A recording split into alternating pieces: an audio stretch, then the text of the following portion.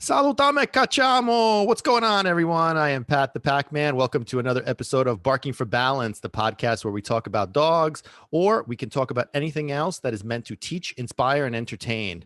Today's a very special episode, actually, guys. So stay tuned. It's going to be fun. We have a special guest joining us shortly. Jen from Animal Rescue R Us. She's going to be telling us a little bit about her rescue, how she got involved in rescue, how she developed the passion to be in rescue. And also, she's going to show us and tell us about one of the biggest passions that she has, which is working with special needs dogs. That's dogs that have physical disabilities and or psychological disabilities, but mostly there she deals with a lot of dogs that have physical disabilities. So that's her number one thing. She actually really enjoys that. It kind of ties in with her profession. She deals with she teaches special needs children. So so that kind of like ties in, and she's going to tell us a lot about that. And she's going to showcase her newest puppy that has some special needs, and I'll let her fill you in on what that it was all about. And she's going to show her to us, and we're going to get a kick out of it. It's going to be fun. We're going to have a lot of good stuff coming up. So speaking of special needs dogs, it's actually something I wanted to talk about, and tying it in with what Jen's going to tell us and what Jen's going to show us with regards to her new puppy that she's fostering and potentially ... We'll see what happens with that. But yeah, so I want to talk a little bit about that. Dogs that have disabilities, dogs that have been abused. And that's obviously a touchy subject because obviously nobody, me especially, does not want to hear about the fact that a dog or an animal, let me phrase that, an animal has been physically or psychologically abused, treated poorly, whatever the case may be. That really fucking pisses me off. I just want to kick their asses all over the place. The obviously, when it comes to an animal that has been legitimately abused, and when I say legitimately abused, this is the reason why I'm saying that, legitimately abused. A lot of people fall in love with the story of adopting a dog, a rescue dog. A lot of people have a perception that rescue dogs are all abused. They come from terrible situations, which is not necessarily the case. A lot of times, and we're going to get into this on a separate podcast. I don't want to get into this now, but a lot of times people fall in love with the fact that they feel that a dog has been abused just because they have, nervousness issues or aggression issues or whatever the case may be, even fear.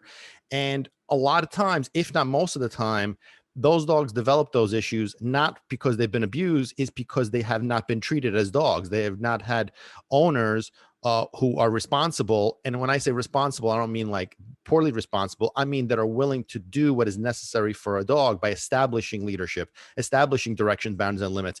That's really the cornerstone in order to get a dog that's happy, fulfilled, and well-behaved. If you don't do that and you're focusing on love and attention and treats and affection and the whole positive reinforcement, all that shit, you're missing the point. So you're showering your dog with love, which is a portion of what a dog really wants and needs. So that's really where they go down the wrong path. And I know that there's many people that are going to disagree with that, but because it's the truth. That's exactly the reason why. Not every dog that's aggressive or fearful or nervous or whatever has been abused. That is bullshit. Everybody wants to fall in love with that theory. That's fine. But getting back to legitimate abuse, which is going to be the puppy that Jen will tell us about and show us.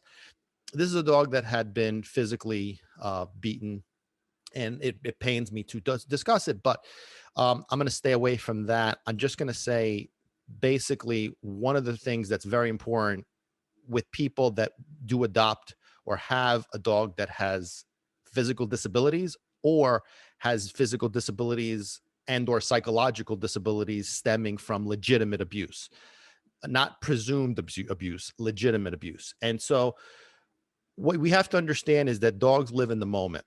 And there's a lot of caring, kind, sweet people out there. And people want to make up for that dog's past. They want to overload that dog for what they were missing or what had been done to them. And that's not a good thing. remember, everything has to be about balance. Everything is about proportion. So if you want a dog, if you truly care about your dog, and you want a dog that is happy, fulfilled, and well behaved, that you got to get it in your head that what they need is balance of work, rules, and then reward. So the rules component is what's oftentimes a lot of people that adopt these kind of dogs don't put in place, because they feel bad, they feel guilty, they just shower these dogs with love and affection and attention, and just they overdo it. And you're going to see with the dog that Jen's going to showcase, she's a puppy, and this is a puppy that is showing you a dominant side, a very excitable side. And this is a dog that, again, is gotten dealing with some physical issues from legitimate abuse. And it's easy to just fall in love. I mean, I would fall into the trap as well. But I have to understand that if I want to make this dog grow up to be happy, fulfilled, and well behaved, and not return this dog, because this is the dog, and you'll see how she interacts with Jen and how she is with Jen. This is a dog that needs structure, needs discipline, needs rules, needs boundaries, needs limits. So we have to implement that along with the love and along with the physical rehabilitation process that is required. That's all part of it, absolutely. But we can't neglect the rules component. We cannot neglect that. I'm sorry to say, you cannot neglect that. It's mandatory.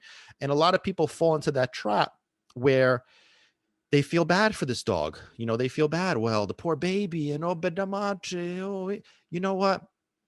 Dogs live moment to moment. And what we end up doing is we hold them back. They're trying to move forward. They're trying to get past what they had been dealing with. But we keep them in that past because our energy, our emotions is so weak and so soft that we become like them.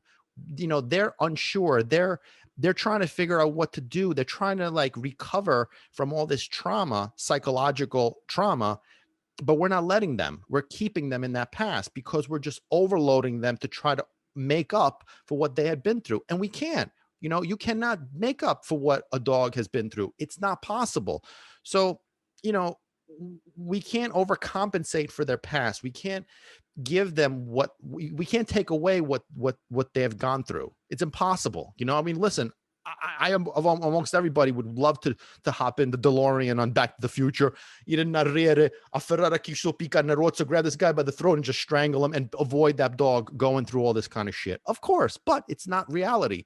So we have to understand that if we want to make this dog happy in the present, which is where dogs live. They live in the present moment. They don't live in the past. They don't live in the future. They live in the present. They live moment to moment. So the moment that they are away from that situation is almost like, I see it as almost like a celebration. We should be celebrating the fact that they're not in that situation. So why the fuck are we keeping them there? Why are we making it so that they're staying in that situation? Mentally, we're in that position too. We're like going backwards and living that life, making them live that life again. They want to move forward. You know what I'm saying? So if you want a dog, and this is crucial, if you want any dog, needs work, rules, and then reward. It's that simple. Everything in proportion. Most of the time when dogs go down the wrong path, if not all the time, is when they're lacking that structure, that balance. Okay. When they're lacking that balance, and most dog owners that are loving, caring, sweet, kind people, they focus on the third component, the rewards, the love, the attention, the treats, the all that stuff. And they avoid the work and the rules. Without that, you got nothing. Okay. I don't give a shit what anybody says. Eat this cookie, do this bullshit. It's not that complicated. All you have to do is understand that a dog needs work, mental and or physical. They need rules, direction, bounds, and limits. And then you could give them the rewards all you want, but part of the equation. Okay. And the same thing is when you're dealing with a dog that has physical disabilities, comes from a background of whatever.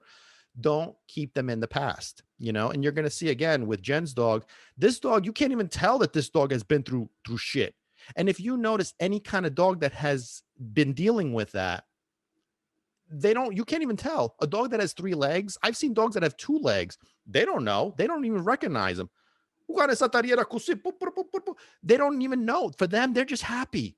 You know what I mean? So by us overloading them, by making up from what they've been through, we're keeping them from what they can become. So you'll see, like with this puppy that Jen has, you'll notice how this dog is just bouncing off the walls with excitement, very energetic, very rambunctious, very undisciplined, very dominant. She's a little feisty little thing.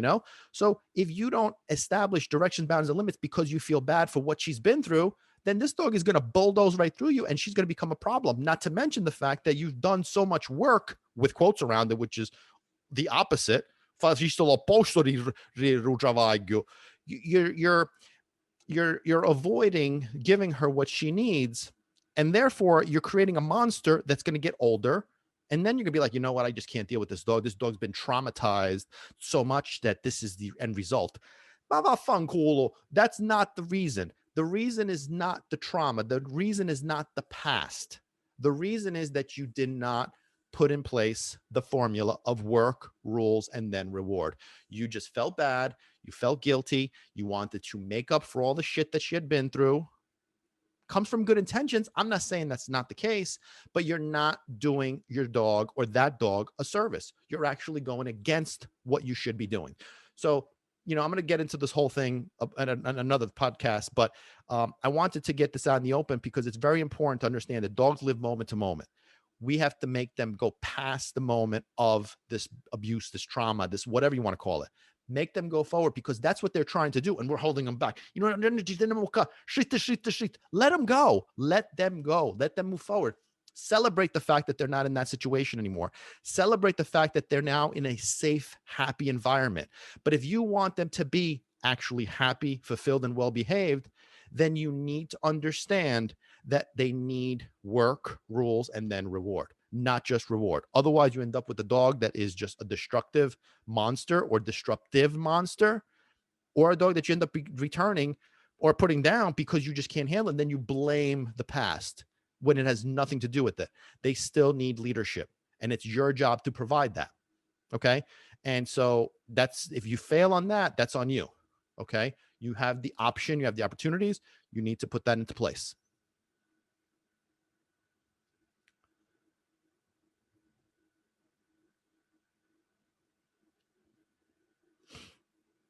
You have to understand, you can't feel sorry for what they've been through. The present is what matters. Where they are is what matters. You'll see Jen's puppy is not in an abusive situation, not in a bad situation anymore. She doesn't even realize it. So this dog is trying to just overpower because she's got that, exuberance to her. And again, everybody's going to say, well, the reason why it's because of that. No, that's just her personality. Don't make excuses. Okay. Excuses don't help dogs. All these dogs that get returned and put down is because we feel sorry for them. We overcompensate for their past, and we shower them with love and attention and affection and all that stuff. And we miss out on establishing directions, bounds, and limits, and working and stimulating and draining the brain and the excitement from a mental and or physical standpoint. It's that simple. The formula is simple. It's not, this shit is not that complicated. All this science and all this bullshit. You know what? It's not that complicated. Okay. It's not that complicated. You don't need all these quadrants and all this psycho bullshit. No, it's very simple. Work, rules, then reward. It's not that complicated. We'll get to that another time. If you guys have questions on that, let me know, and we'll get to that and we'll talk about it. What's going on, guys? We are joined here by Jen from Animal Rescue R Us. What's going on, Jen? Hi. How's everything going? It's good. I'm happy to be here. There you go. It says barking for balance. So remember, we're talking about anything that's on our mind. So rated R. Okay. All right. You always have to put a disclaimer out there. Yeah, we have to put the disclaimer out. Well, by now everybody knows about my cursing style, so I'm not really too concerned. Oh, I know. Yeah. I know about that cursing. Yeah, I'm sure you do. So tell us a little bit about the rescue, a little Animal Rescue R Us. Tell us about that. So I'm Jen. I'm from Animal Rescue R Us. I'm the adoption and foster coordinator. What does that do? So as the adoption and foster coordinator, I help coordinate the incoming animals and place them into foster homes. So then they can be vetted and they can prepare for adoption. And then once that stage is complete, then I review applications, I contact references, I scope out the families, and then we set up what's called meet and greet. Okay. So how long have you been involved in the rescue for? Or in rescue, I should say. I've always had pets. As a kid, I had umpteen animals. Okay. But I really. So you're one of those I've had dogs my whole life, so I know it all kind of people.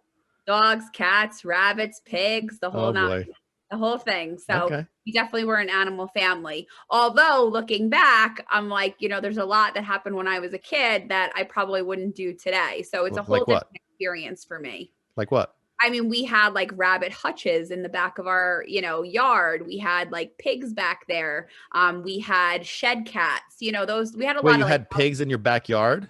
We did. Wow. Did you make like salsiccia when you're done at the end of the year? I don't like to talk about that. Oh my God. There's actually an old Sicilian saying that my father used to say to me all the time. And if back then kids were cool, like, with my age, my age bracket, your age bracket, but nowadays, wait, don't put us in the same age bracket. Close. All right. Similar age bracket. You're not even close. Whatever. Anyway, moving right along. I am in my prime. You're kind of like, all right, slow down there, killer. Slow down with your prime. Anyway, so he used to say, the Sicilian saying is, a fine l'anno, no, era meglio non giocare porci che a fine l'anno faceva salsiccia, which means that. Do I even want to ask? Well, it basically means that when they're talking about like their kids, that it was better if they had raised a pig as opposed to raising kids. At least at the end of the year, they would have ate some sausage. So I have to roll my eyes. I'm just saying. Anyway. So we had a little bit of everything, and I've always had dogs growing up, a lot of times, multiples at a time. And then in 2012, it's when I became part of Animal Rescue or Us. And, I kind of gradually worked my way into the rescue. So all right. Tell us a little bit about what that means. So I just started off volunteering. I was looking for something to do. Some people know, some people don't, but my grandma passed away in 2012 and we were super, super close. And that really kind of like set me into like a downward spiral, and things like weren't going well. I couldn't like quite get myself together. And so you were a little depressed, you mean?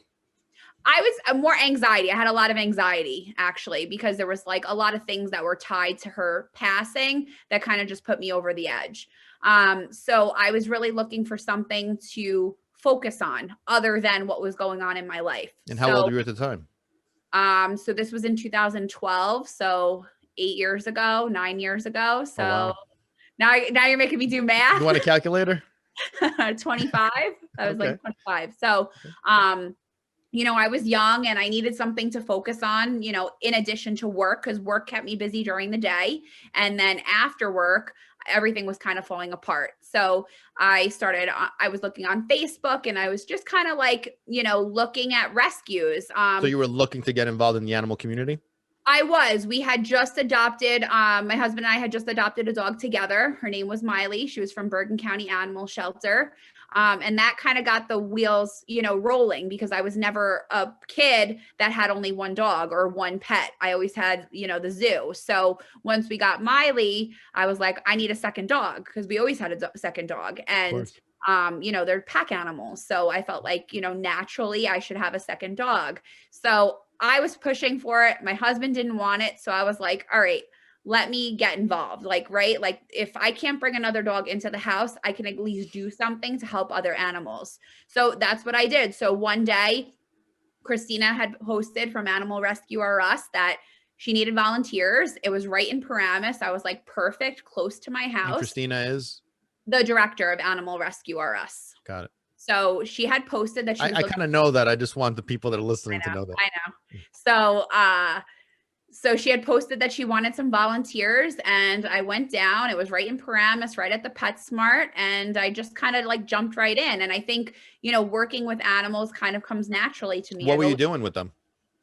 So this was really just helping at adoption events. So, like the dirty stuff, like cleaning crates, walking dogs, wiping them down, getting them prepared for their meet and greet with the family. And at that time, I wasn't super involved with the meet and greets because I was brand new in the rescue, but I was there to answer questions about the process and just like general information about the dogs. So, I really liked like the easygoing atmosphere.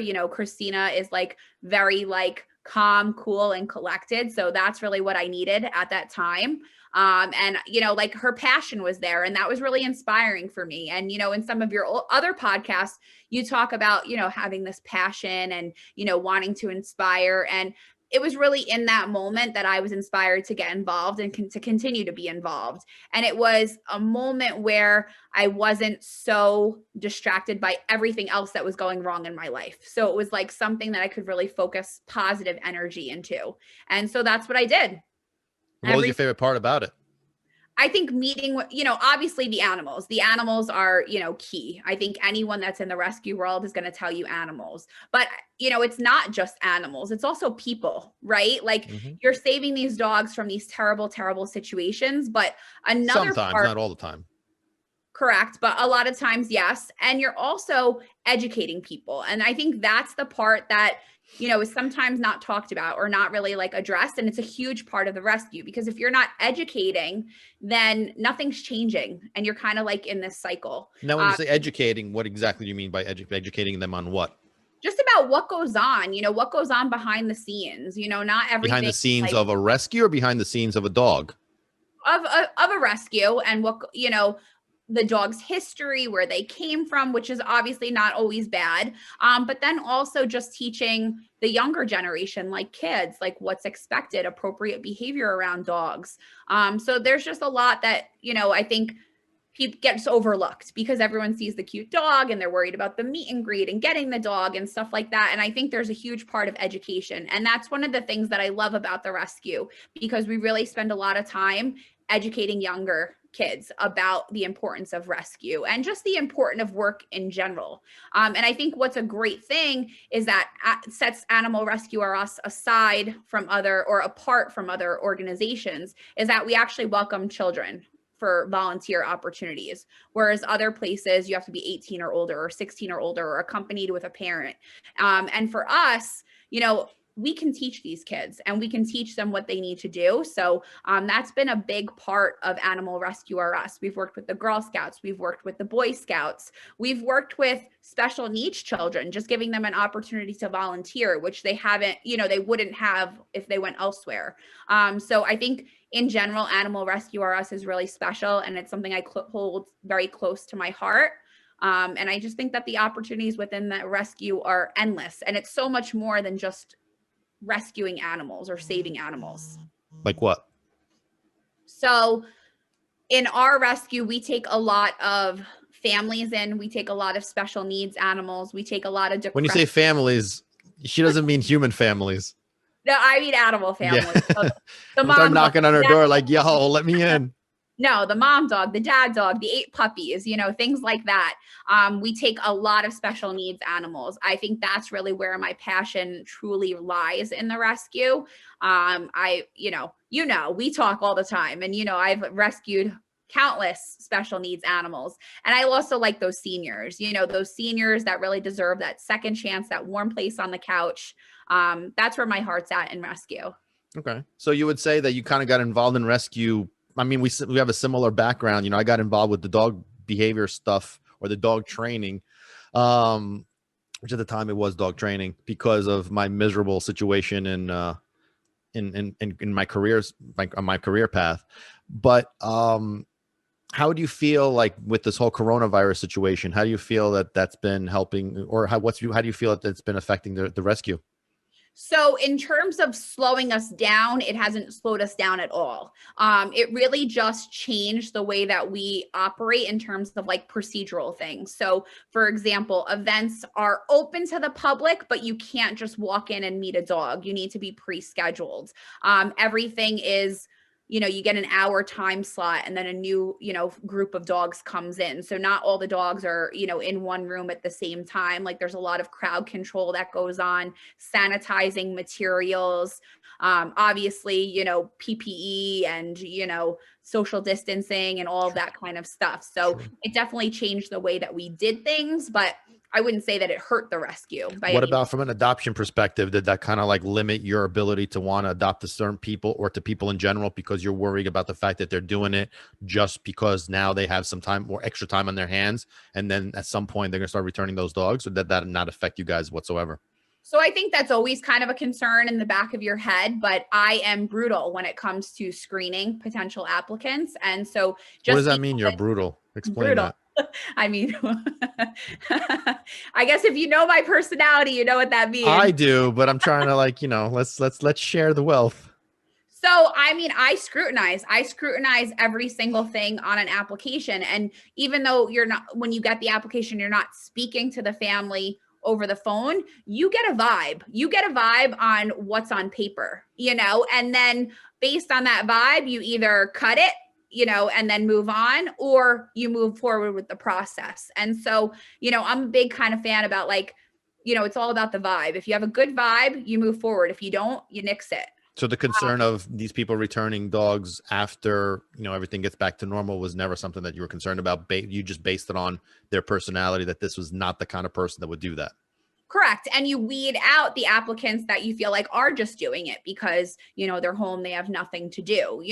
A lot of people applied for dogs that were unemployed, and it's fine to apply for a dog when you're unemployed, but financially you need to think about how you're going to afford to care for that animal. And, a puppy in its first year of life, you're going to spend the most money, and that's if the puppy's healthy. God forbid something happens, or, like something even like the puppy gets sick or the puppy breaks his leg, or, a million and one things can happen with puppies. So like there's a financial consideration there, definitely. But not just puppies. Obviously, you have to look at the longevity of the whole life, elderly dogs, sicknesses, injuries. I mean, shit happens. 100%. I mean, and that doesn't change. Like if pre-COVID, that was the same situation. You're considering all of those factors.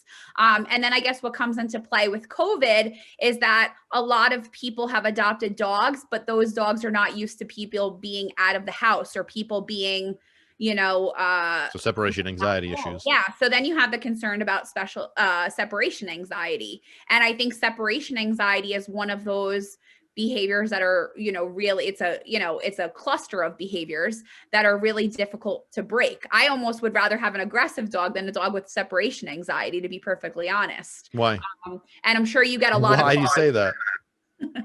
Well, I'm sure, you know what, I'm going to actually turn it to you because a lot of dogs that you deal with have separation anxiety. So what does that look like in a home? Well, I mean, separation anxiety always is caused by the simple fact that it's usually caused by two problems. The first one is when a dog doesn't really know what to do when they're alone during the separation period. The second component is that when they're used to being attached to the hip of their human, and now all of a sudden there's a separation period, they're kind of lost because they're so addicted to that human interaction. They really don't know what to do going forward. They're just lost. They become anxious about it. And a lot of times it's caused because it's basically like a setup.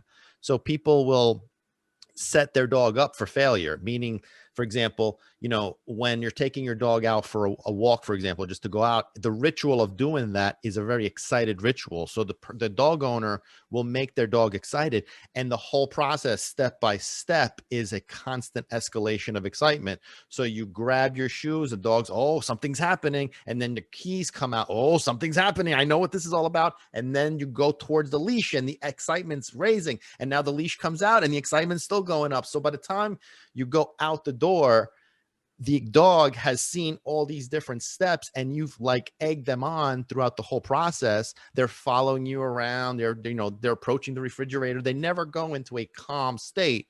So they're constantly excited. They're in consistent excitement. The excitement's constantly climbing. So then all of a sudden they know what this all means. And then you take them out the door and bam, and now it's a high level of excitement. But the problem on the other side of it is that if you have a dog, if you're a person that's just leaving to go to work or to go to the store, most of those steps are the same. You're putting your shoes on, you're grabbing your keys. So now the dog's like, oh yeah, I know what this is all about. Here we go, here we go, here we go. And then you're talking to them. Okay, baby, mommy's going to go to the store. I'm going to see you in a little while. You be a good boy. Here's a Kong filled with chopped meat and broccoli rapa and salsiccia and all sorts of other good stuff in there. And arancina, that's all Sicilian and Italian food, but this is what they, so it's, everything is about excitement. And then all of a sudden they're waiting for the evolution of, okay, now we get to go. And then you slam the door in their face and they're like, what the hell? What happened? I thought we were going out. You know what I mean? And then the anxiety kicks in because they're so built up and it's just a huge disappointment. So this isn't really like a dog issue. This goes back to like everything that I always preach and practice about, which is establishing, direction, boundaries, and limits. So if you're leaving your house, whether whether it was during the coronavirus pandemic or not, you still have to establish directions, boundaries, and limits for everything, even if it's just going to the bathroom, where the dog follows you along and you're in the bath and your dog is like right there. You're setting it up. Oh, but they love me so much. They want to be. No, it's because now you're creating an insecure mind. You're creating an excited mind. And now you're gone. Now what? Yeah. That's one thing I can say, fortunately, I don't have with my dogs. Obviously my dogs, they have a plethora of needs, not really true behavioral needs, but it's funny because in the mornings when I'm getting ready for work, my dogs, not only do I have a routine, my dogs have a routine. And so like when I'm getting ready for work in the morning, they're all in my bed hanging out. My white Chihuahua, he's under the covers. And every single morning. That's the guy over your right shoulder, I assume. Yeah, right? He's over here sleeping. But every single morning he's under my covers and I have to say, okay, come on, Woodwood, time to go to your crate. So I take him out of like his nice comfy bed and I crate him, before I go to work. And it's so funny that every single morning without fail, he's under the covers. The other ones are on top, like looking at me. I put the gate up, so they, not only do I have my routine, they have their routine too. Mm-hmm. Exactly. So since you talked about before about your soft spot for senior dogs and disabled dogs, and I want to hear a little bit about that stuff. So I'll talk about my newest project. I like to call them projects because that's what they are. It's a lot of work. It's a lot of effort. But it's so rewarding. So I recently took on, at the time she was 8 weeks old when she came to us. Now she's about 10 weeks old, puppy. She's a Boston Terrier pit mix. She came to us from Alabama. And unfortunately she was severely abused. Actually, where she was found was abused by a human? Abused by a meth addict, actually. Beautiful. Great. Yes. So she has a lot of neurological issues, brain damage. She is blind in one eye. She has difficulty supporting herself. And so we've been doing a lot of rehab with that. She's been going to the Doggy Chiropractor. Every week we drive to Brooklyn and we go to the Doggy Chiropractor. And we've been doing a lot of rehab at home. So before, when I first got her, I used to have to hold. Wait a minute, we have to talk about this. What's this Doggy Chiropractor situation about? Is this like literally a doggy chiropractor? Yes. Okay. Yes. Tell us about that. What's his name? His name is Dr. Doug Willen, and he's in Brooklyn. We've been working with him for a couple of weeks. He actually also has a show on YouTube. And we've been going to him. He's been volunteering his time to assist us because he's volunteering his time. That's awesome. Yeah, he's really passionate about special needs animals, just as we are. And he really wants to see if his work can make a difference in our quality of life. And, since we've been going to the Doggy Chiropractor, I have seen like little glimmers of hope. What does he do with them? So he, feels their spine, the alignment. In her case, she was really brutalized on her left side. So there's a lot of damage. So like when you hold her up, one of her legs pops up. And so he works a lot on that to kind of bring it down. She had a broken jaw. So he does some work on like the TMJ and all of that. And, all of those areas really affect her, quality of life. And, it interferes with like all life functions. So like eating, drinking, walking, playing, all of that. So, with his assistance and, my own rehab that I've been doing, she's made gains and she's made progress. And, when you look at her in terms of her personality, she has like such like a spark to her and like a spunk. Like she's a little feisty too. Nice. So it's really nice. But she's probably, I would say, out of all the dogs that I've rehabbed, she's the toughest case. And I think she's like one of the most saddest cases as well, because You have her at your home, correct? I do. I actually have her in a pack and play in my living room. Well, we're going to be meeting her shortly. Yeah. So quick story about that. My husband's name is Joe, and I always, I bring him along on all my adventures, and a lot of times I bring dogs home and things like that. And the one day he came home and I had this pack and play, like the kids pack and play packed, set up in my living room. And he's like, Jen, why is there a pack and play in the living room when we don't have any kids? And I was like, oh, it's for my baby puppy. Don't worry. So you thought something else was going on, huh? I don't know what he thought was going on. But oh, you know exactly what he thought was going on. But we do have to start a college fund.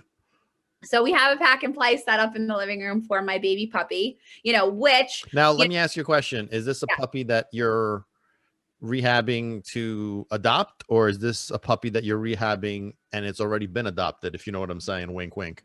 So we haven't gotten that far yet. Got it. Okay. We'll just keep it at that. Understood. Okay. So moving along. My rehab cases, they're like the toughest to let go. Some of them I can let go, no problem. Others that are, really take a lot of time and energy and like you get attached. You get attached. Like there's, a regular puppy, cream of the crop, what I call, those are easy for me to let go, because you let them go to make room for another one. How did you get involved with this, like the special needs dogs? Like, how did that come about? So I pretty much have a background in special needs. I'm a special needs teacher. I'm a behavior specialist in a school district. Humans though, right?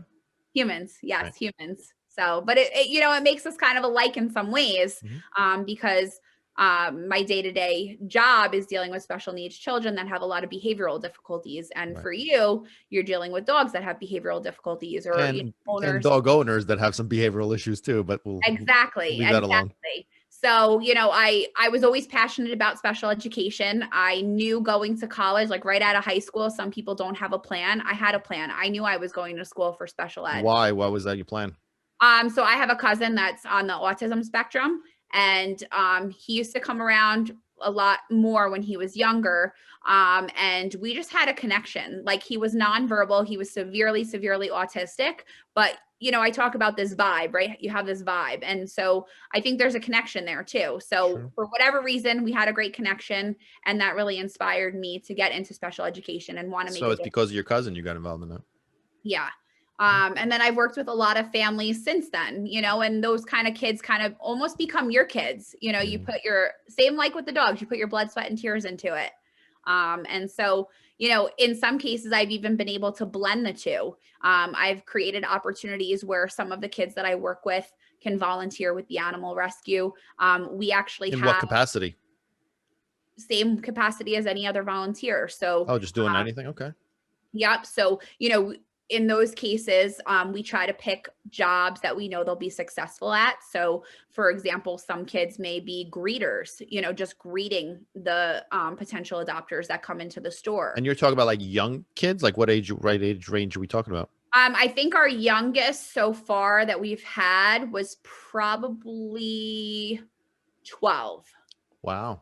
So pretty young. And we've had kids with like all different types of capabilities. So, some kids have helped wash dogs. Some kids are greeters. Some kids are there for setup and cleanup. And we've actually hosted some events. The events, we call them, we actually have like a specific name when we do these events, and we call them exceptional dogs for extraordinary people. Are you a little distracted because you got little Max over there jumping up and down like a little bunny rabbit? Yeah, he's throwing me off a little bit. But he's so cute. You know how it is. You put a puppy in front of your face and like forget it. Listen, you ain't gotta tell me. So yeah. So it's really nice though. We've been able to blend the two. And that's something also that kind of sets Animal Rescue or us apart from other organizations, because those opportunities aren't available for special needs children. Yeah. Is that still going on now? Is that something you guys are still working on? So because of COVID, that is something that we had to kind of like put on the back burner. But it is something that I would like to get back to, maybe not in the same capacity, but it's definitely something that hasn't left our heart. Beautiful. Okay. So are we going to meet your newest special needs arrival there? You can. All right. Let's welcome another special guest. This is a little more specialer. Specialer is the new word here. Yes. So tell us about this special guest here. The little oh, you weren't kidding when you said she was feisty. I told you she's feisty. Jesus. So this is her being feisty. Man, imagine if she wasn't having all these issues. Yeah. Yeah. So what's her story? Tell us about her. So she is about 10 weeks old. She came into the rescue 3 weeks ago. She is a Boston Pit mix. So I know you talked about it a little bit, but now that we're seeing her, it makes a little bit more sense. Look at that. Yeah. Are you letting her chew on your fingers? Well, I don't know what else to do because usually I would put her down and not reinforce this, but right. I mean, for the show, I don't know what else I should do. All right. Well, she's being cute, so. This is what not to do. What not to do, exactly. What not to do with your new puppy. We can't even advertise her as she's, available or she's going to be available for adoption at this point. So yes, right now she's on lockdown. Let's put it, she's in the vault. Yes. Either way. So actually though, like I do follow the steps, like just like you talk about the pen and crate system and all of that, even though she's special needs, I still follow that same system. So good. She has the playpen in the living room. She has her bed. She has her toys. That's where I feed her, the whole thing. And then she comes out for moments like this. But if you see, just being out of that playpen gets her excited. She spiked up. Well, I mean, you're actually doing the right thing because this is where most people fall short when they get a dog that's been this abused and has these kind of problems. They feel bad and they just let them take over. And obviously this is not a dog as much as she has, physical issues and she's got a background from an abusive standpoint, legitimately abusive standpoint. She doesn't even realize this. And damn, try that again. She doesn't even realize that's the case anymore. She's moved past it and now she's trying to get better. So a lot of people would do the opposite of what you're doing is they just start spoiling them and letting them get away with murder because they're trying to overcompensate for the past. They clearly look, this is not a dog that's living in the past. And you talk about this a lot, right? Dogs live moment to moment, right? So like whatever happened to her, that's besides, that's besides the point. And now this is where we are now. So now we need to help her. I mean, clearly this kind of dog could definitely go down the wrong path based on her high level of energy and excitement and the fact that she's so like rambunctious and a little bit on the dominant side there too. This is definitely a dog that could go down the wrong path going into a household that doesn't get that. That is just about just love and food and rewards and affection and all that kind of crap. Yeah. So she's definitely, a little feisty. And, we were talking about the other day because I've actually never seen a dog quite like her that like they come out of the pen and they're like me just taking her out of the pen spikes her up. Right. So a lot of times what happens is I go to take her out of the pen and we get like halfway up the pen and I have to put her back down because I'm trying to kind of like keep that level of excitement low. Right. And so a lot of people that might be frustrating towards because, you have this cute, 10-week-old puppy, regardless of special needs or not, you have this new puppy and all you want to do is play and hold and touch that puppy. And, they're only cute, like, small and cuddly like that for so long. So like, you don't want them in the pen because you want to like eat up that time with them, but that at the same time, then you're reinforcing those bad habits and you're letting them stabilize up here. Amen. So what would you recommend to people that get dogs, whether like in this case, they have some legitimate background, legitimate baggage? Like what would you tell a new dog owner, not a necessarily new dog owner, but somebody who's adopting a new dog or a puppy? What would you tell them to do? I mean, personally, the background to me is really nor here nor there, like the background that happens, but now they're with you. So it's like a clean slate, a new beginning, right? So now it's up to you to establish that structure, boundaries, and limits for them. So, that's not dependent on their past. That has nothing to do with where they came from. So I think the first thing people need to do is they need to get the necessary supplies. So if you're bringing home a new puppy, you need the pen, you need the crate system, you need, like a towel, some toys, things like that. You need the slip lead. So I think that's super, super important. And a lot of people, they're like, oh, I'll just gate them in the kitchen or, oh, I'm just going to use the pen. Why is the kitchen not good though? Well, the kitchen, if you think about, that's like the center, you know, where a lot of stuff happens, and the smells and the, you know, like you're cooking something, you can taste it, your mouth is watering. And I think that's torture for an animal, you know. Plus I think for my personal opinion, like the sanitary like reasons of it, like I wouldn't want an animal kept in my kitchen, just like I wouldn't let cats like go on my countertops kind of thing, you know. I just think it's not sanitary. So I got to get my little puppy. She's running away. Go get her. You don't want her to run off. Like this is a disabled dog that has so many problems, and look at her. She's just living life. Well, I had to put her down because she was biting me. But that's, you could put her back in the pen if you want. So this way you could, you know. I know. Do you hear her growling at me? Yeah. I'm telling you, this is a good example of a dog that has, you know, 10 weeks, has a baggage, you know, abusive situation, physical damage, and can't even tell. And she's still fresh. This is where people always make the mistake, and they feel sorry. They feel bad for a dog. Oh, but the poor baby, but it's been so bad. Look at, she's suffering. No, she's not. She's trying to move past all that stuff. It's us that keep them in that past. And then we wonder why they're continuing to misbehave. They're continuing to get worse, and they're continuing to show, you know, disrespect or bad behavior or whatever you want to call it. It's because we held them back. She's trying to dominate me right now. That's right. Exactly right. Look at that. 10-week-old, physical issues, nothing. 10 weeks. Problem child. Yep. Physical issues. See, take notes, people. It's all about one simple factor. Yep. So directions, boundaries, and limits. Personally, I don't treat her any different than any other, you know, dog that comes through. Like, and why is that? Her structure is the same. You know, why is that? You should feel bad for her. I mean, she's got all this baggage. You should spoil her. Because I want a well-behaved dog. And if you spoil her from like it's hard to take that back. You know? But the poor baby. I mean, I don't understand. You're the poor baby. Listen, when she's biting your hand, that's when you want structure, boundaries. Yeah, but the poor baby, she's biting your hand because, you know, she's teething and she's trying to get your attention and your love. She wants you to love her. Well, first of all, teeth should never be on skin. So that's like a whole separate topic. So that, you know, we can into or we don't have to, but I feel stupid just saying those things. I want to point that out. I know that was hard for you. Yeah, it really was. So anyway, but she's like, you know, behaviorally, she needs some work. You know, not only does she have like these physical issues that need to be addressed, but behaviorally, you know, she's tough. She's a tough dog.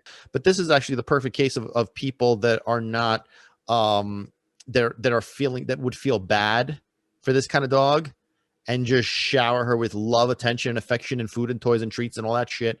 And this would just magnify. This would be a dog that within, I don't even think that would last 3 months and they would be back.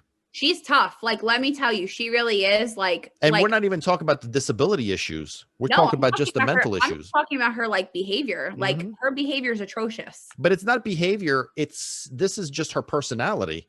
Yeah. So if you take away the abuse and you take away the disabilities, this is what you got. I don't even think about that with her. Yes, but that's my point. That's why I think it was great the way it went was because that's exactly the point that we were trying to make, is that you don't care about that because you shouldn't. She's not in that position anymore. Right. You know what I mean? Like when I tell people I don't care about where they came from, it's not that I'm heartless or I'm disrespectful about it. It's that my job is to help the situation from now going forward. I can't go back in time and fix that. And most of the time, if not all of the time, when we are stuck in the past and we keep our dogs stuck in the past, that's why they have these problems, because we're keeping them there. They're trying to move forward and we're keeping them back, you know, because you're so impacted by this negativity. How can you be a leader when you're just weaker than they are? Yeah, you can't. You know? Like, and she would steamroll you. Like if like she was allowed to, she would like steamroll you. Exactly. So what would you recommend to people who are looking to, bring a new dog home that has like, this kind of baggage from an abusive standpoint or from a disability issues? Obviously that comes with medical issues, financial responsibilities, commitments of care. So what would be your top recommendation for somebody who's looking to bring in a dog who has these kind of issues?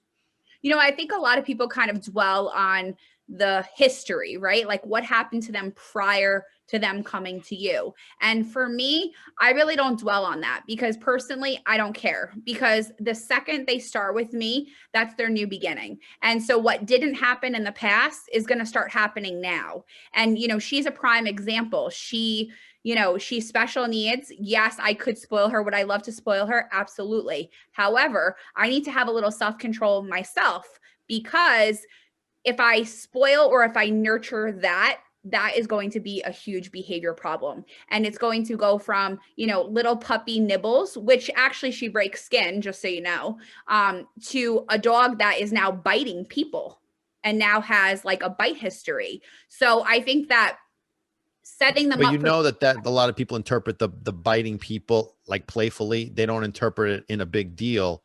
However, in reality, biting is biting regardless of what the rationale behind it is. Because a lot of dogs that even bite, they're on the nervous side, they're excited. That doesn't mean they're aggressive. Biting is biting no matter what. Like anytime teeth are on skin, it's a big no-no. And that should never, ever be reinforced. And a lot of time that stems, we talk about it all the time, that stems from excitement.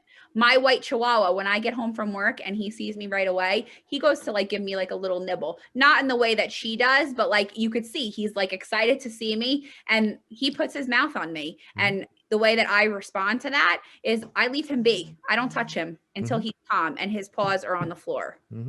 So his behavior, he'll put his mouth on me in excitement. He will never clamp down, and it hasn't progressed from that level. And with her, she really is just learning the boundaries and limits, that I've put in place. So for her, I have to be super, super consistent.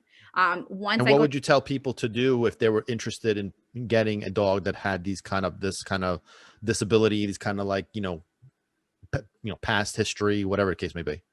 So I think there's different levels of disabilities. For example, my Chihuahua, he has vision issues and he's on just drops every single day. So to me, that's very minute. That's not a big deal. I just make sure that, he has his drops, his eyes are lubricated. But this isn't what you would do. I'm talking about like, what would you tell a new adopter? Like, what would be the recommendations for a new adopter that's looking into this kind of dog? What would you tell them? Or what would you be looking for if this would be a good fit? Well, I think, to adopt a special needs animal, I don't think it's for everyone. So I think that people need to kind of know their limitations. So where I was going with the Chihuahua was that my Chihuahua, not really a big deal, right? You put eye drops in and he's good to go for the day. And you put him again at night and he's good to go. Not a lot of attention needs to go into that disability. For my puppy, not only does she have eye drops because she's blind, her jaw was broken. What's her name, by the way? So we're between names. I call her. So it was Oopsie Daisy. That's what she came with. Christina loves Oopsie Daisy. I thought she looked like a little nugget, so I was calling her Nugget initially. And lately, I've just been calling her Baby Puppy. Okay. So well, guys, vote on those three options. Yeah. So, I have unique names for my pets anyway. So, So I didn't mean to get off track, but you were saying my puppy. So I was wondering if there was a name. So I'm sorry. So what you were saying about So I was just saying that, like there's various levels of like disabilities and needs for all animals. So, my Chihuahua that has special needs is not really what I would consider something that requires a lot of energy or time or maintenance, right? You make sure he has his drops and he's good to go. Whereas a puppy like this, she has a plethora of issues, physical, mental, and then she has these behavioral issues on top of it. So like what behavioral issues? So right now she's learning that there is structures, boundaries, and limits. And so, she's very, very mouthy. And, you have to be careful with that. She's mouthy and she has a dominant personality. So those two things together, really need to be addressed to put her in the best situation moving forward. If it's not addressed, then I'm going to have a dog that's out of control. Right. So have you ever encountered a situation where you had a dog return to you that was either a puppy or an older dog that you knew had no behavioral problems because they were in a household, in a foster in your household, where with structure, with direction, boundaries, and limits, and then they get adopted out, and now all of a sudden they get returned a year later, 6 months later, or whatever, because now all of a sudden they're being aggressive, they're being misbehaved, they're being whatever. What do you attribute that to? Of course, because when dogs come into this house, it's very, very structured, especially with my fosters. My fosters, I run like a very, very tight ship with my fosters. My personal pets, they've been here, they're established. You can What kind about of, your other fosters, like human fosters? Do they run tight ships too? it really depends on the foster. It depends on their personality, just the same way it depends on the adopters. I have a foster that lets her dogs run rampant, and they, eat her walls, they pee all over the house, things like that. It doesn't bother her, but then it also doesn't put the dog in the best position going into a new home, because then the new home has to kind of undo those bad habits. So, not everyone is as strict, I would say, just like people, not everyone kind of follows the same systems. But we do try to preach what works and, what's going to make the dog successful. Cool. All right.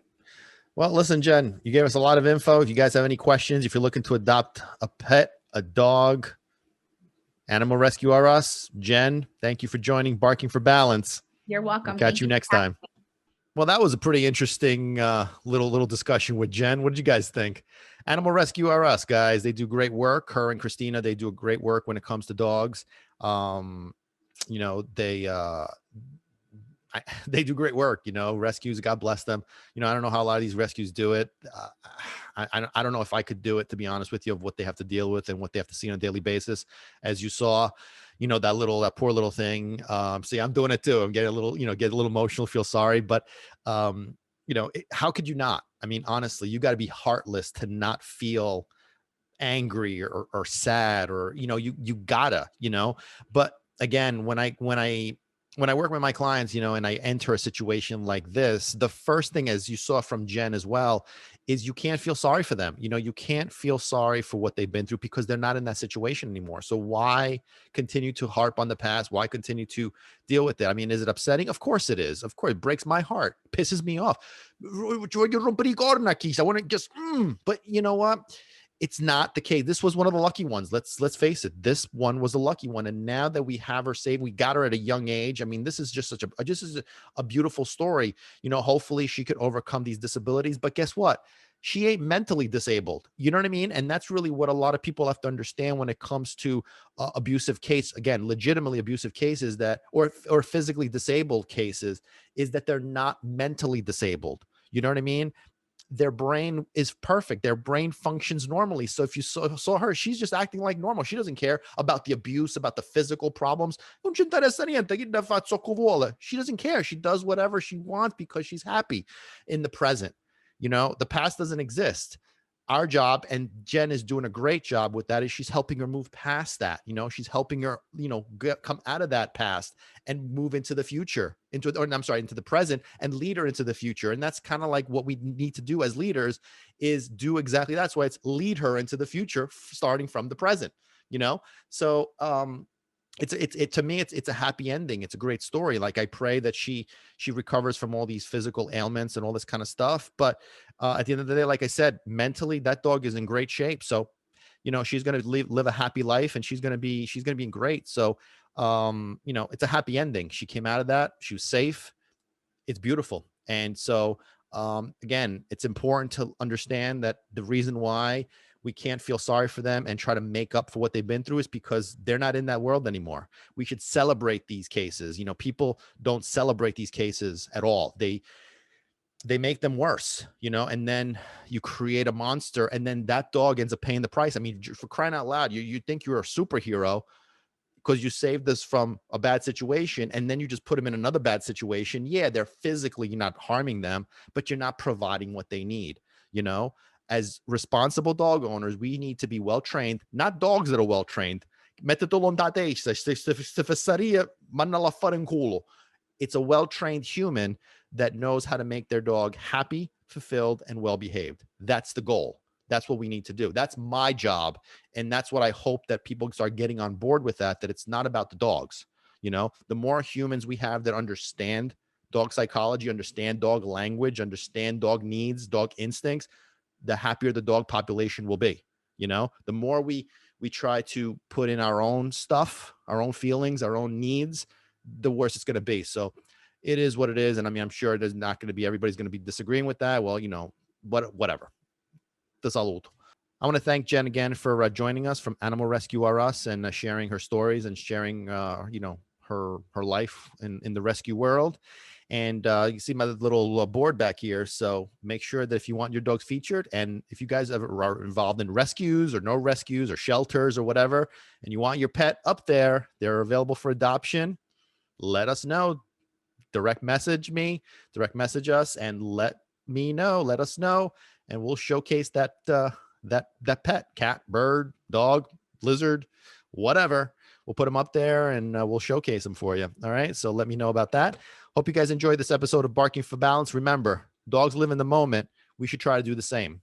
Let's live in the moment, because the present moment is what exists. Past and future do not.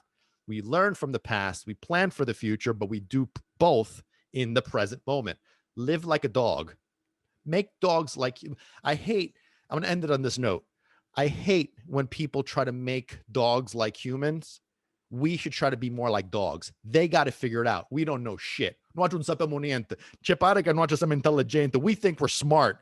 No, we're stupid compared to dogs. They know how to live. They know what life is about. Let's be more like them. Let's stop trying to make dogs like humans, and let's try to be more like dogs. I'm going to end it on that note. Train people, not dogs. Hope you guys enjoyed this episode of Barking for Balance. Guys, any questions? Let me know.